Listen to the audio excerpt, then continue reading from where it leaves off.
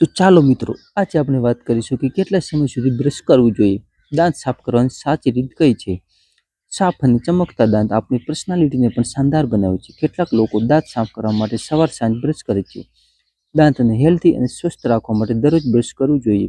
Medical expert અનુસાર દિવસમાં 2 વખત બ્રશ કરવું જોઈએ અને કંઈ પણ જમ્યા બાદ ગોગળ કરીને મોઢું સાફ કરવું જોઈએ. આવું કરવાથી દાંતમાં ફસાયેલી ગંદકી અને બેક્ટેરિયા દૂર થાય છે.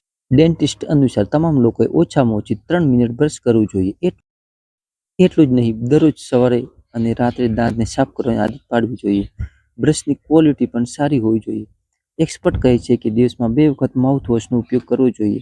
માઉથવોશમાં રહેલા કેટલાક તત્વો તમારા દાંત, પેઢા અને જીભ આસપાસ ફસાયેલા દ્રવ્યોને સરળતાથી બહાર કાઢવામાં મદદ કરે છે. બ્રશની ક્વોલિટી સારી હોવી જોઈએ અને ટૂથપેસ્ટ પણ નોર્મલ હોવું જોઈએ.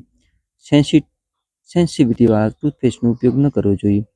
જો તમને દાંતમાં ઠંડુ કે ગરમ ખાવાની સેન્સિટિવિટી અનુભવાતી હોય તો 1 અઠવાડિયા સુધી સેન્સિટિવવાળા ટૂથપેસ્ટ યુઝ ન કરવા. ઓરલ હેલ્થનું ધ્યાન રાખવા માટે આજકાલ ઘણી કાળજી રાખવી જોઈએ. નિયમિત રૂપે બ્રશ કરવાથી આપણા દાંતમાં સડો કે અન્ય દાંતની બીમારી પેદા કરનારા બેક્ટેરિયા દૂર થાય છે. સાફ અને ચમકતા દાંત આપણી પર્સનાલિટીને પણ શાનદાર બનાવવાનું સૂચન કરવામાં આવ્યું છે. ઓછા દાંતને બ્રશ કરવાનો હેતુ તેમાંથી કીટને દૂર કરવાનો હોય છે. તેને ડેન્ટલ પ્લાક કહે છે.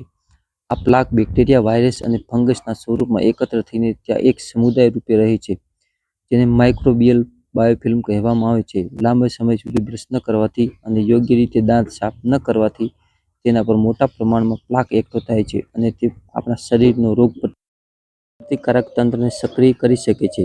તેનાથી પેટામાં સોજો અને પીડા જેવી સ્થિતિ સર્જાઈ શકે છે. તેથી